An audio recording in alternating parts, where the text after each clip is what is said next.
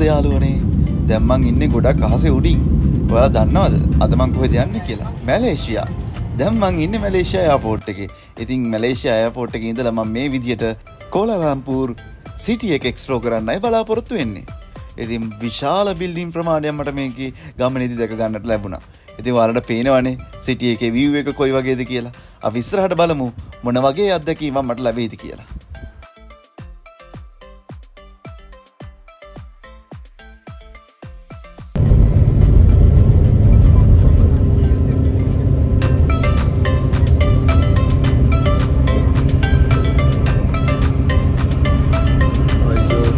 දැන් මේ ඔයාලා දකින්නේ TBS බස් ස්ටේෂන් එක.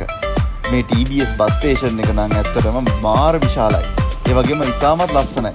මේ TBS බස් ස්ටේෂන් එකෙන් තමයි කැමරන් හයිලන්ඩ්ස් ඒ වගේම ගොඩාක් විශාල නගර ප්‍රමාණයකට යන්න පුළුවන් ස්ථානයක් තමයි මේ TBS බස් ස්ටේෂන් එක. ඉතින් TBS බස් ස්ටේෂන් එක කෙලින්ම ට්‍රේන්ස් වලට කනෙක්ට් වෙලා තියෙනවා. ඉතින් බස් ස්ටේෂන් ඇතුළේම ට්‍රේන් වලටත් යන්න අපිට මාර්ගයක් තියෙනවා. ඉතින් අපිට මේ දේවල් හැමදේම මේ ඉස්සරහ වීඩියෝ එකකින් ඔයාලට බලා ගන්න පුළුවන්.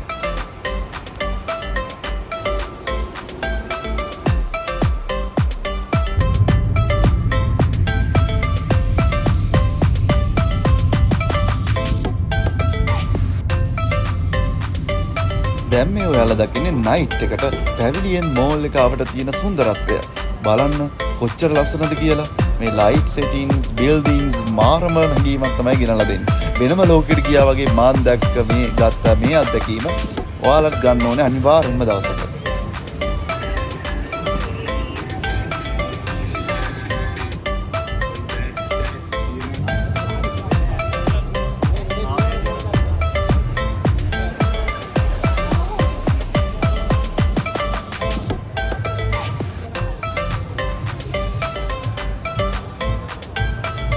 මම ඉන්නේ බුකීට් බින්ටන් වල.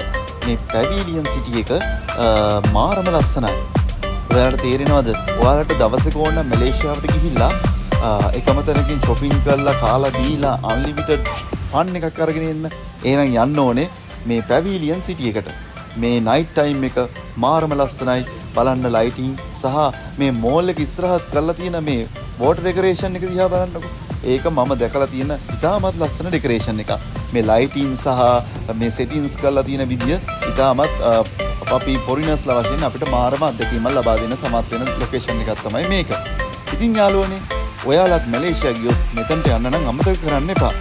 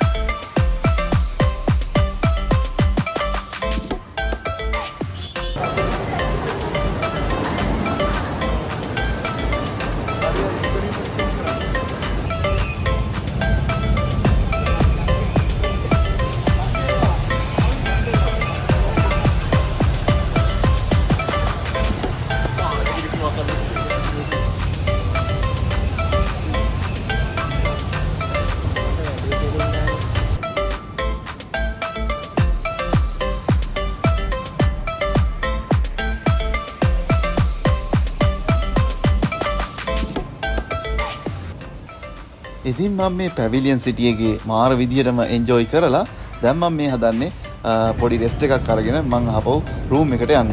ඉතින් ඔයාලත් ආවොත් අනිවාර්යෙන් මෙතනට යන්න අමතක කරන්න එපා.